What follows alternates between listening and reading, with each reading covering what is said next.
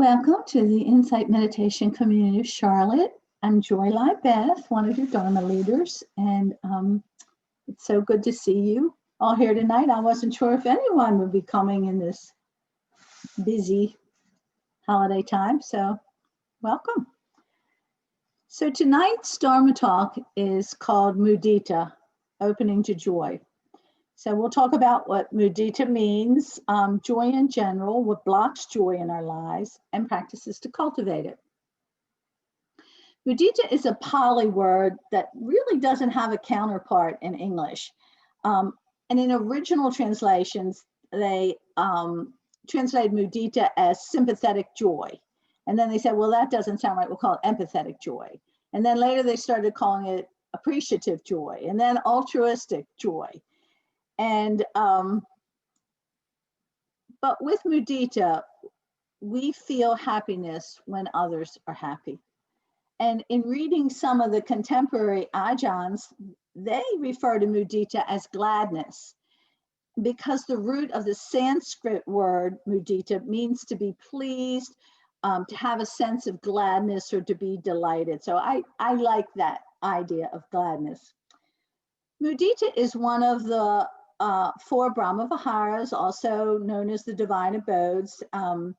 And you might know that the others are metta, or loving kindness, which we practice every week here.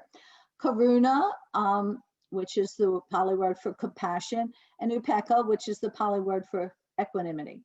And then mudita, joy, rounds them out. And the brahmaviharas are mind-liberating practices that bring us hope and healing to ourselves and the world.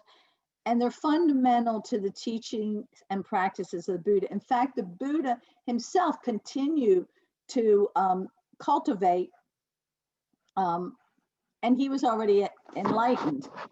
When Gary and I went to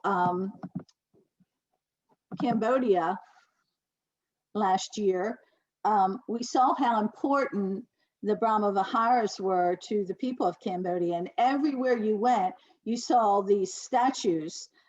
They called it the 4 minds of the Buddha. And as we turn our attention to these practices, we realize we move beyond our perpetual habits of reactivity and negativity. So the brahmaviharas represent wisdom and an open heart. Everywhere they sold these statues, you know, you could see part of that one, that photo was taken in Angkor Wat, but they all have 4 sides for the 4 brahmaviharas. So the Buddha would have us dwell in one of these mind states at all times. So for tonight, we're looking at mudita, joy or gladness. Now, mudita is actually the most difficult brahmavihara. And the reason I say that is most of us, I think, find loving kindness and compassion beneficial and good to practice.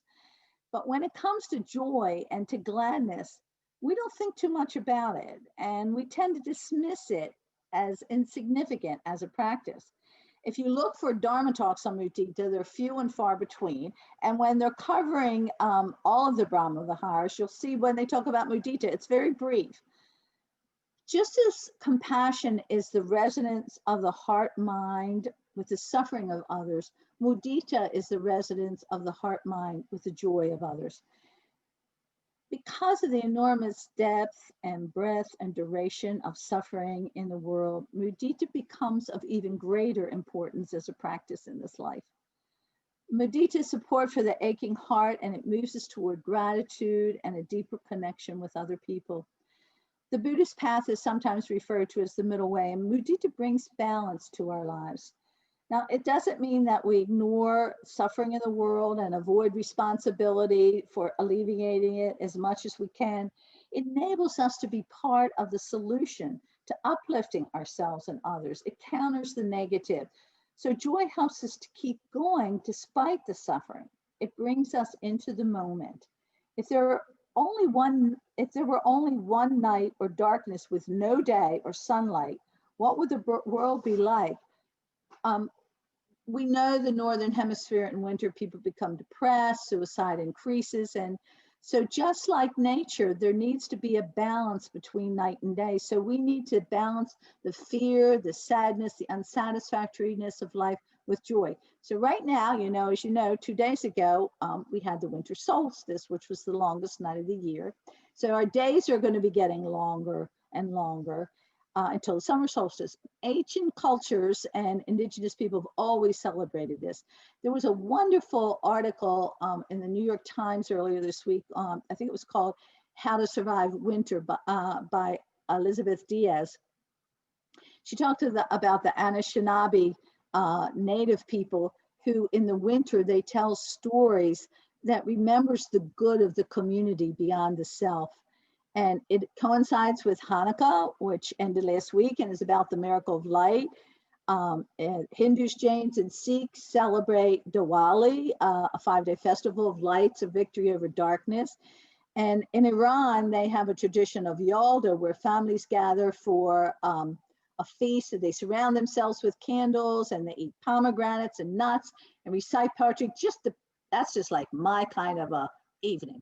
So Kwanzaa is celebrated with candles. And of course, this time of year coincides with Christmas, which is a time when we celebrate and sing joy to the world. We need joy.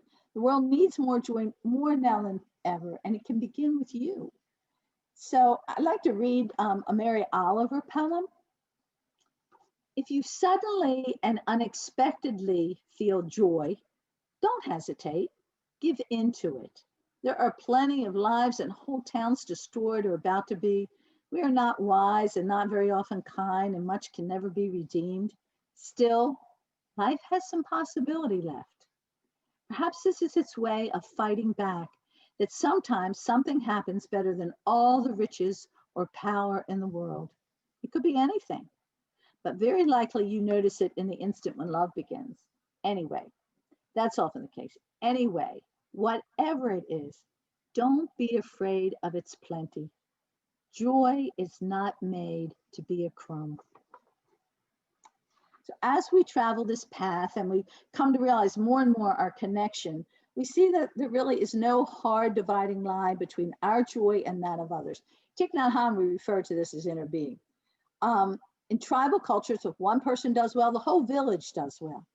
Your relationship to the world becomes one of communion rather than competition. His Holiness the Dalai Lama said another years ago that there are 6 billion people in the world. And if we become happy from other people's happiness, then we have increased our chances of happiness by 6 billion. So joy is a boundaryless state where the sense of separation dissolves if we join others in their joy. And it doesn't even have to be another human. We have an old dog, Oliver, and we adopted when he was about 7, and he never played. We bought every toy. We took him to a dog park. He just wanted to get on my lap. He just doesn't know how to be joyful. And when we walk him, we have to have him on a leash because he just has no sense of traffic. Some of you know that I live in a cul-de-sac, and at the top of that circle, when I'm walking the dog and I get to the beginning of the circle, I check for traffic and I let him off the leash, and he takes off. His tail's up, his ears are flapping back. When he goes from the sidewalk to the grass, he leaps in the air. It's like this much difference in level. And then when he goes from the driveway on up, he leaps in the air. He is so happy and so joyful. And it's just wonderful to see that because we don't ever see him play. So, and have you ever been out somewhere where someone's laughing like really hard? Back when we could go out and be around people and they're laughing really hard, and you look at the person you're with and you kind of smile at this person who has no control over their laughter. And then after a while, they don't stop, and then you have to start laughing. Well, joy is like that. It's contagious. Rabbi Nachman of Breslov says, joy is not incidental to the spiritual experience, it's vital. So if joy and gladness or happiness is so vital to our well-being, why isn't it more present? Are we blocking joy? We often resist our feelings of joy or happiness, maybe not intentionally, but our conditioning, our habits, our culture, our pain, our sorrow can block our spontaneity. There are many obstacles to mudita. And it's important to recognize what they may be that are preventing you from experiencing it. Are we willing to rejoice when someone experiences good fortune? Are we negative or cynical? Do we think they're undeserving? I was up at the Barry Center a few years ago and had a break, and I was going through the library and I found this book by Ken McLeod, and I pulled it out, and I really liked what he was saying about the Heart Sutra, and I signed up for his email. And last week he sent one, and here's a quote from it.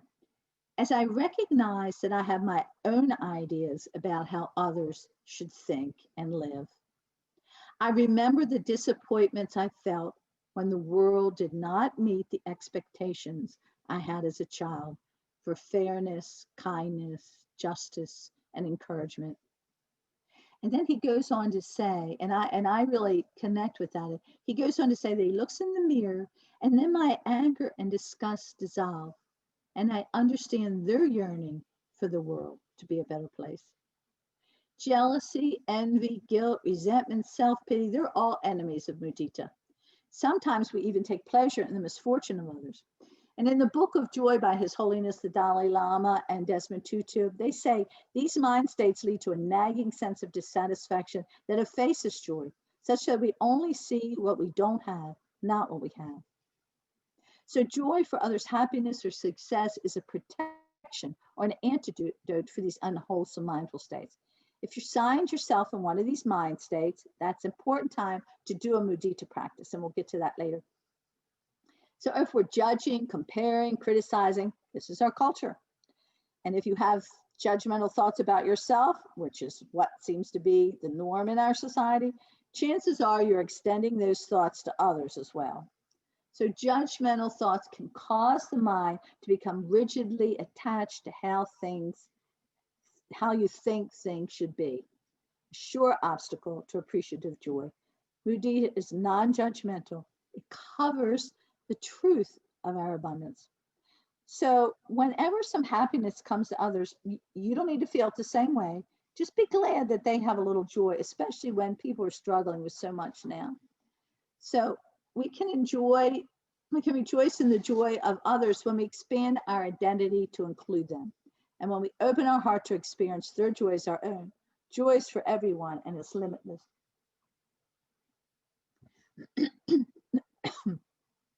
But it's so important that we rejoice in our own well-being as well. How can we feel joy for another person when we don't feel joy for ourselves? One thing which blocks mudita is not allowing us to feel joy for ourselves. Joy is a choice, and I want to share a personal story. Excuse me. So when I was born, my birth certificate says Joyce Ann, but my family always called me Joy. 67 years ago, on this very day, December 23rd, my grandmother, who lived 2 doors away and I saw her every day of my life, died suddenly with a heart attack. So if you look back at my report cards from the 1st and 2nd grade, you'll see my name says Joy, because that's what everyone called me.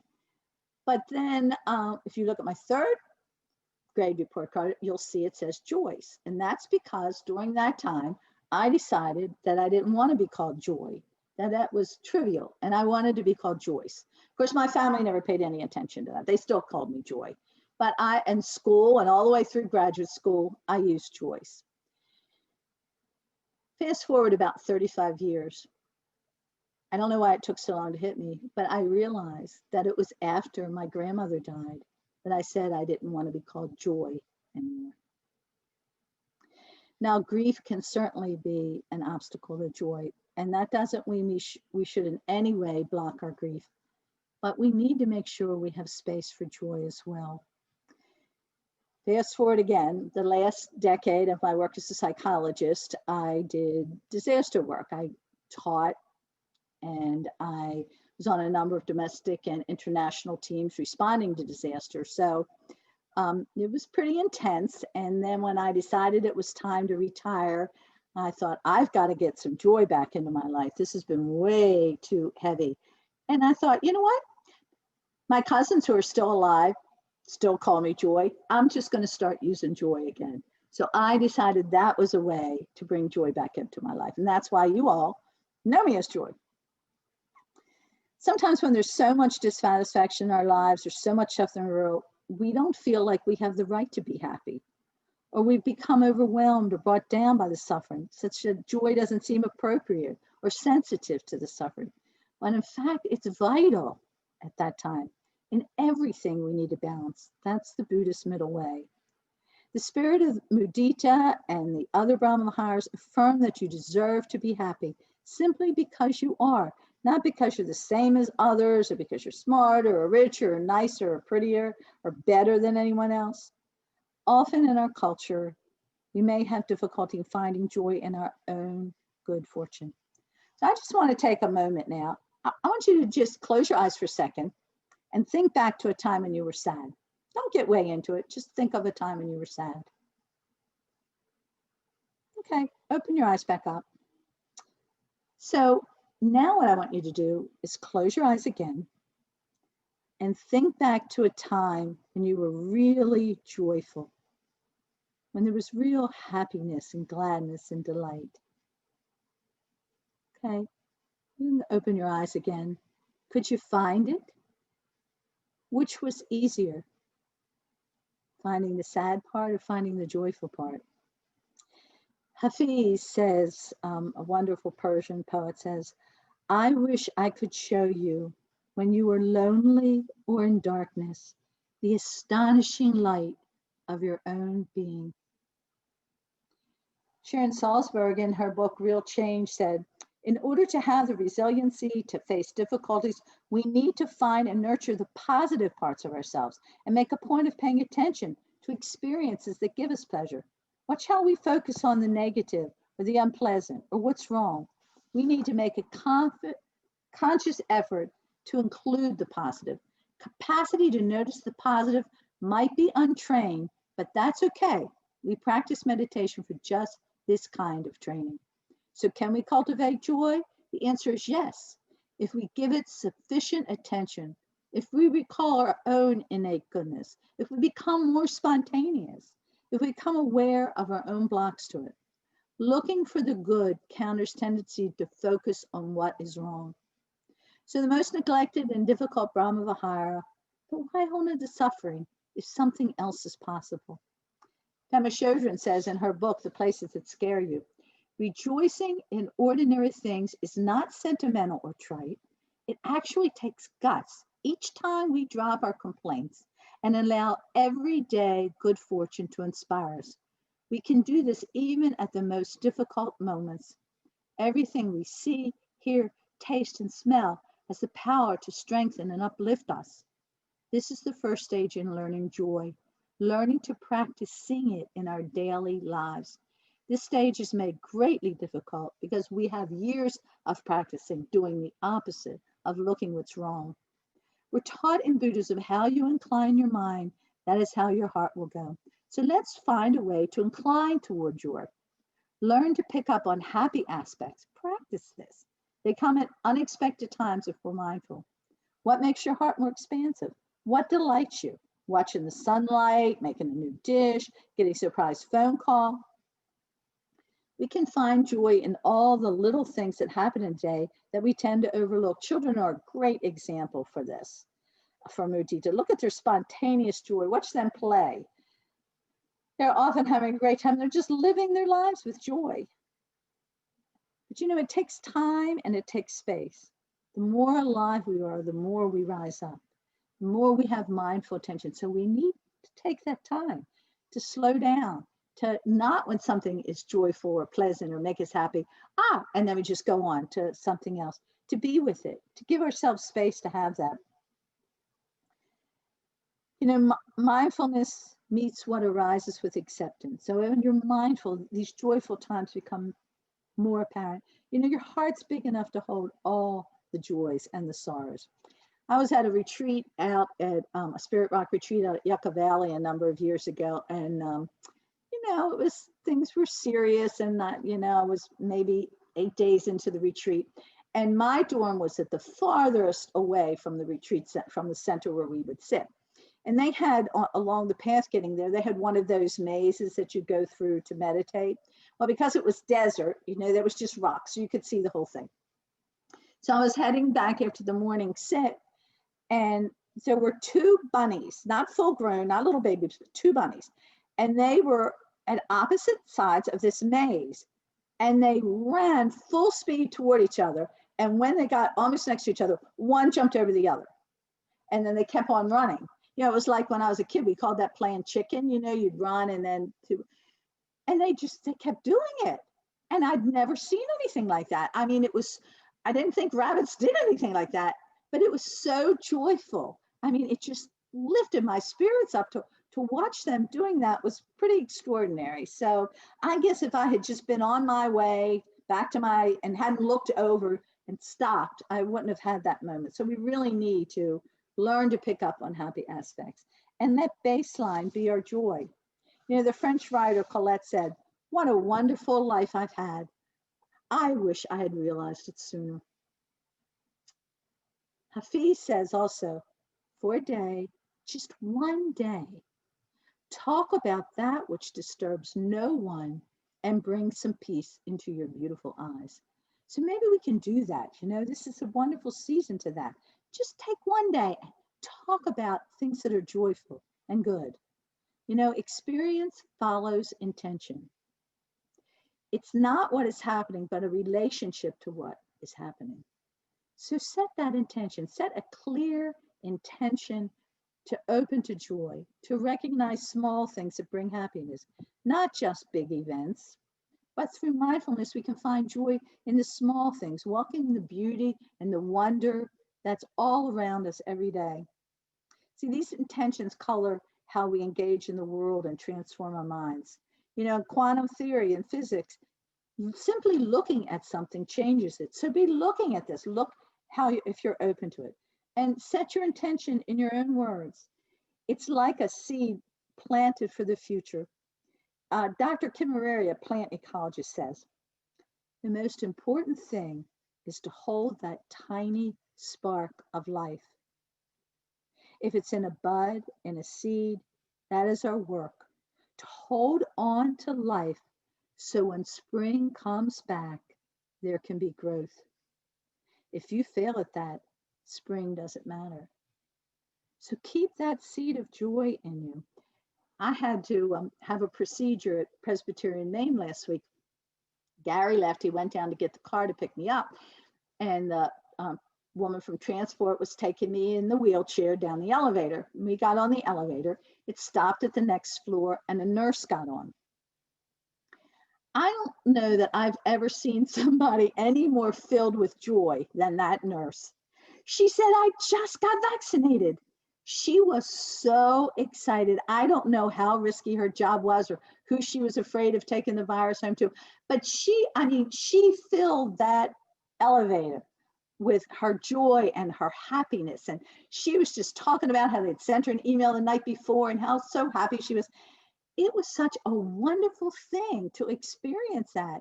That night when I went to bed at home and I was feeling pretty rough, I went back in my mind to that when I was on the elevator with that nurse, and it just filled me all over again with joy.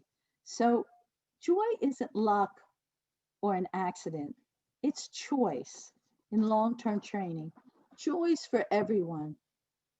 If you have closeness with a person, then it's easy to feel the joy for them. You know, your team wins, your daughter's wanting to get pregnant doesn't, all kinds of things you associate with being joyful. But keep joy in your consciousness. Deliberately look for it and be present to help to register it. Intend to look for joy. Just practice this for this next week. It'll be a great week if you look for joy. So the more we can stop our grasping for what's not here or pushing away what we don't want or ruminating on the negative, we can begin to appreciate things as they are.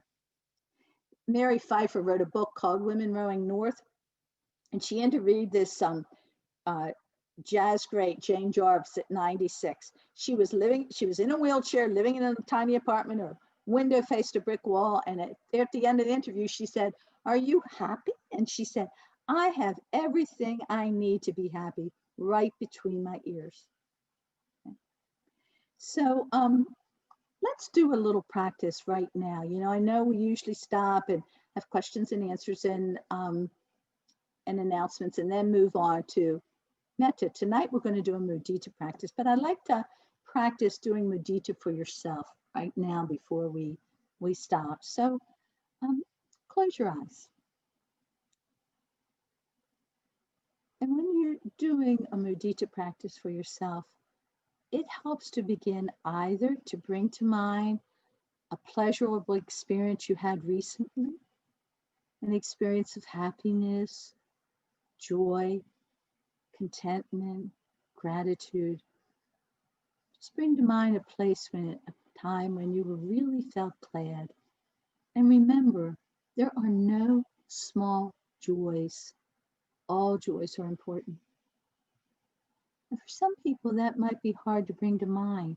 So you might begin with a person who is cheerful and contemplate their cheerfulness and let it fill you.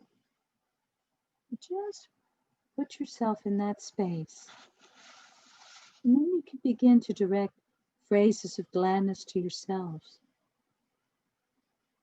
As you send these to yourself, open to whatever you're feeling, even if it's not gladness. Simply note it and return to the phrases with as much friendliness and compassion as you can. So repeat silently after me. May I know happiness and the causes of happiness.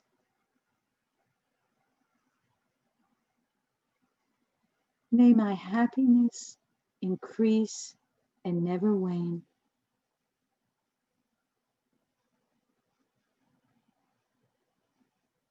May I open to the joy that is within me and be happy.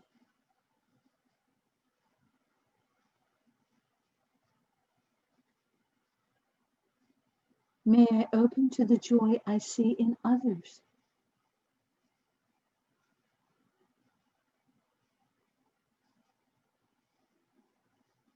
May I learn to appreciate the happiness and joy I experience.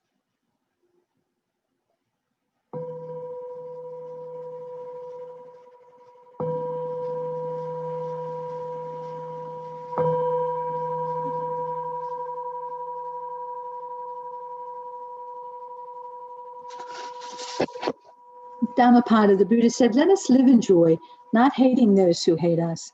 Among those who hate us, we live free of hate. Let us live in joy. Let us live in joy, free from greed among the greedy. Among those who are greedy, we live free of greed. Let us live in joy, though we possess nothing. Let us live feeding on joy, like the bright gods. Remember, joy is a choice.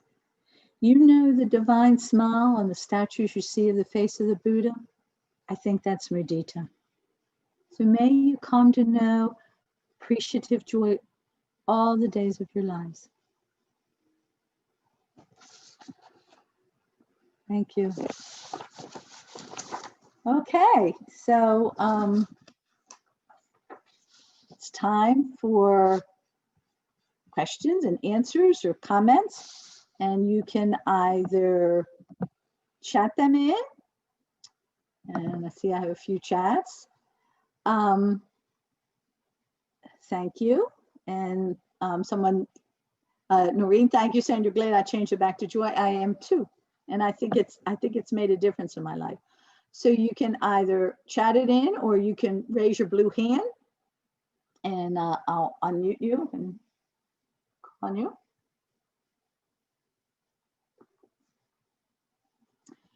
Okay, Denise.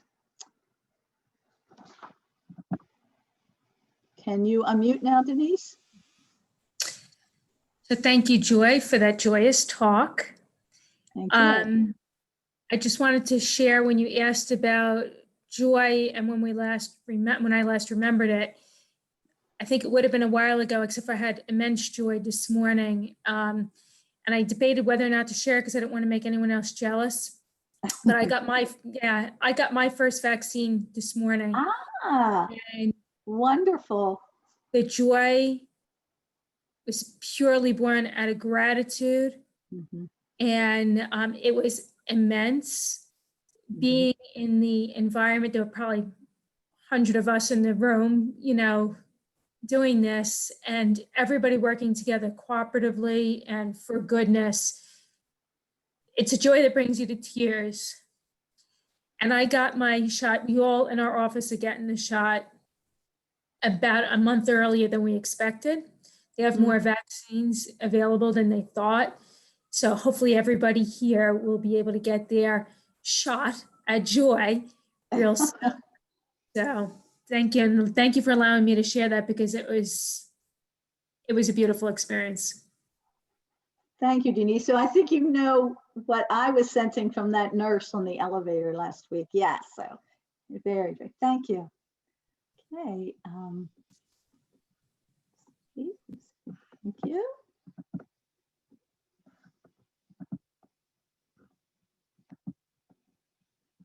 Okay.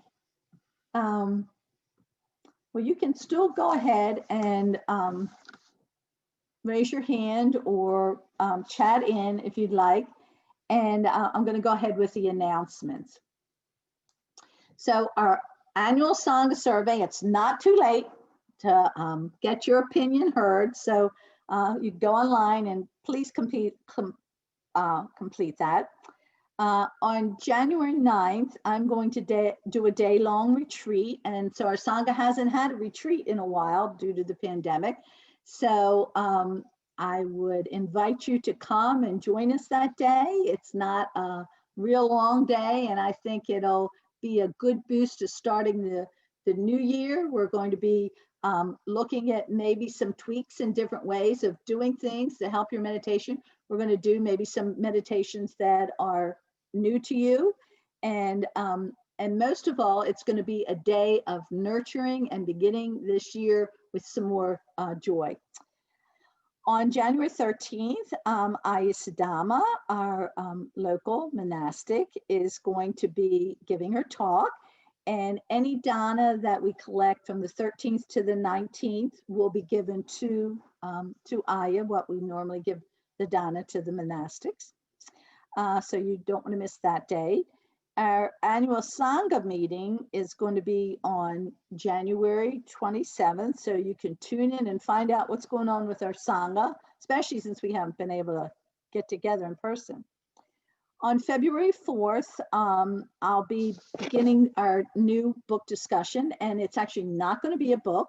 It's going to be Dharma talks and writings by the wisdom of monastic women, which we don't read that often. So they're wonderful things I've been reading by them. So that's February 4th, and we usually fill up. So if you have an interest in that, you might want to go ahead and sign up for that. Everything is on the website. So, and then we're going to have a spring series beginning in February on the 3 factors of existence.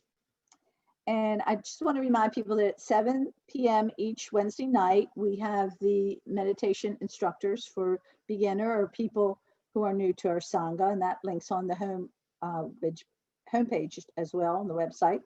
And at the first Wednesday of each month, we have a practice discussion group for experienced meditators, and that begins at 6:45, and that first Wednesday of the month, that link is on there as well.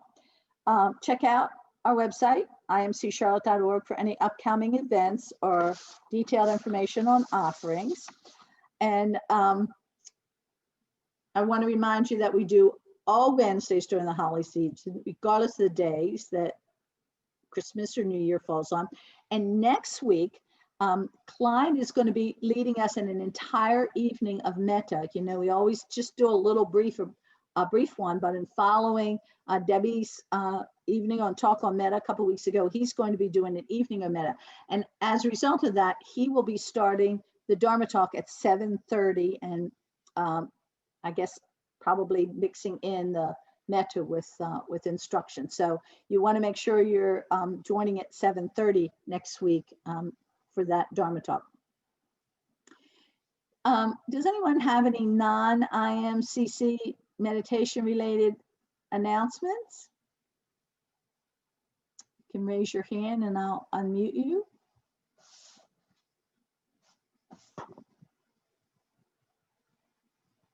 Doesn't look like it. So I really want to thank all of our volunteers. So much work goes into making this happen on so many levels. You just probably couldn't even imagine unless you're on the board or one of the volunteers. So we so appreciate everything that the volunteers do for our website and to bring us here to you each week. And I want to mention that online donations are available at imccharlotte.org. And even though we haven't been meeting, we still have expenses, and we still appreciate if you find that this Sangha is helping you in your life. We appreciate any kind of donations you make.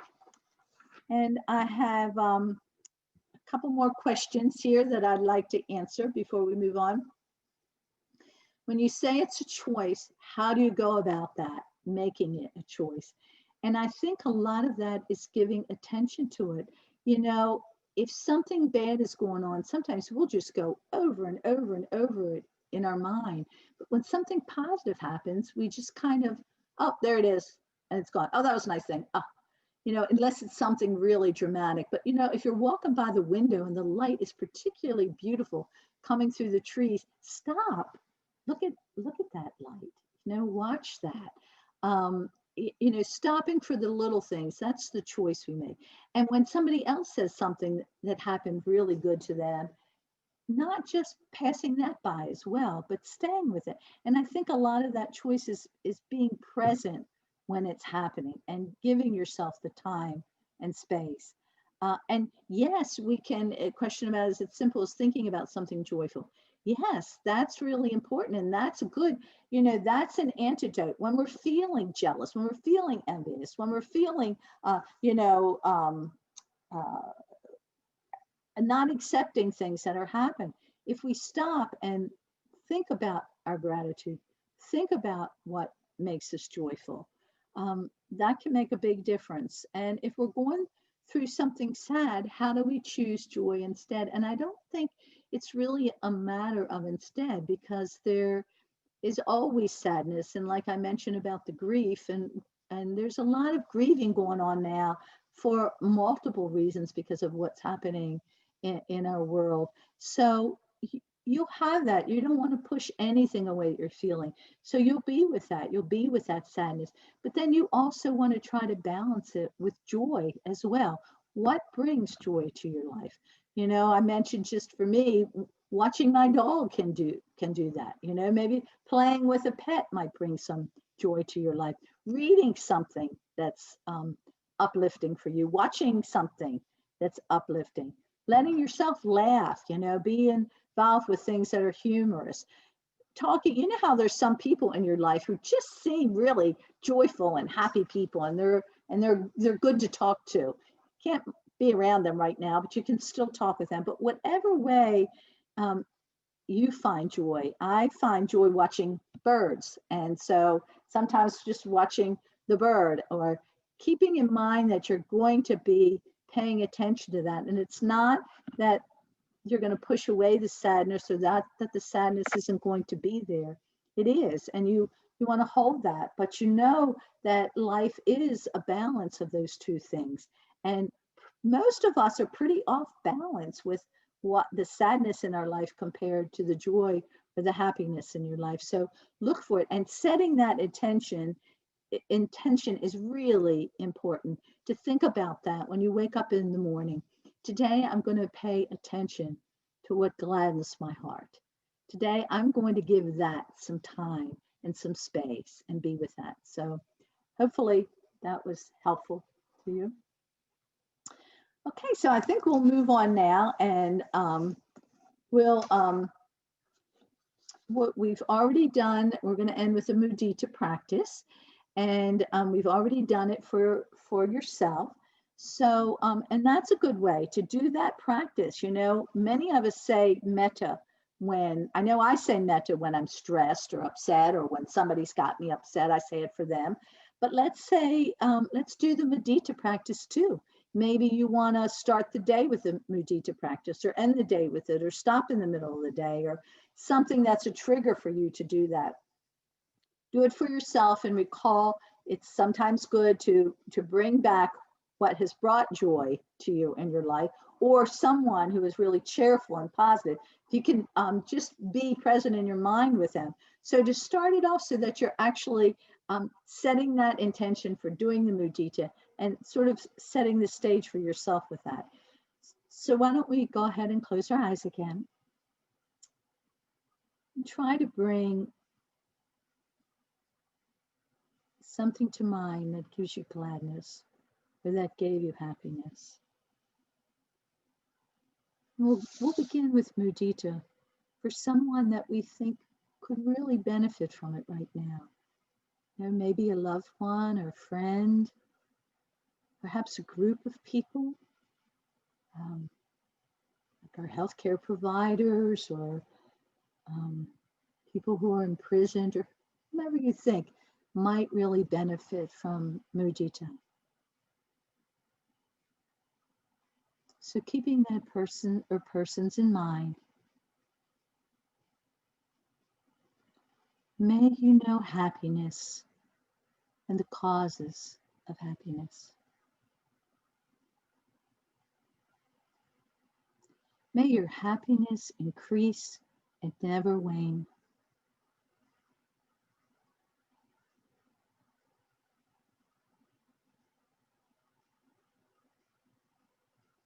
May you open to the joy that is within and be happy.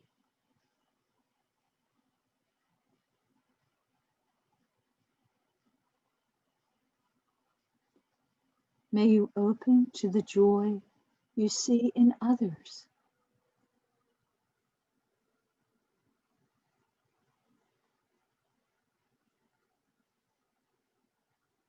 May you learn to appreciate the joy you experience.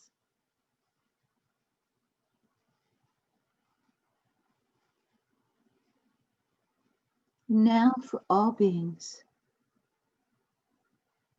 may all beings know happiness and the causes of happiness.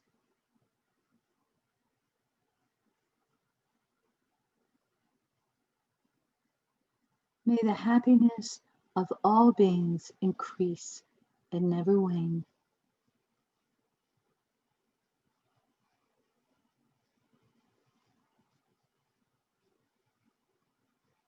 May all beings open to the joy they see in others.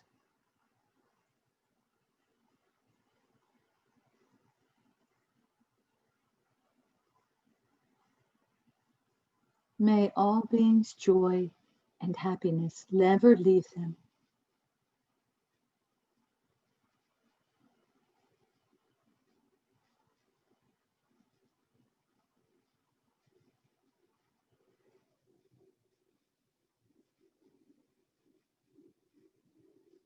May all beings' joy and good fortune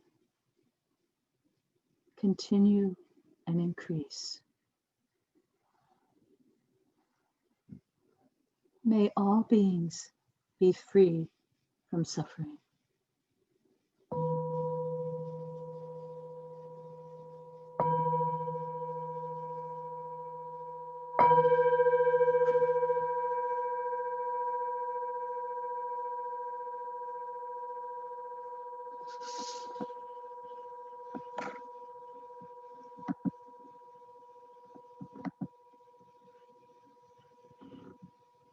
So it was wonderful to have you all here. You asked beautiful questions, and it was wonderful to see those of you I hadn't seen in a while, and those of you who are new. And so what it would be wonderful to do is just have, if you don't have yourself on the screen, maybe you can have yourself on the screen, and then just, and I'm trying to see if I can get everybody unmuted here. And I'm having a difficulty doing that. So what I like you to do is just all wave, and you can all sing Joy to the World, and then you don't have to worry about how you're singing because I haven't figured out how to unmute. So thank you all for being here tonight. Have a wonderful holiday. And don't forget next week at 7:30, and take care. Thank you. Thank you, Joy.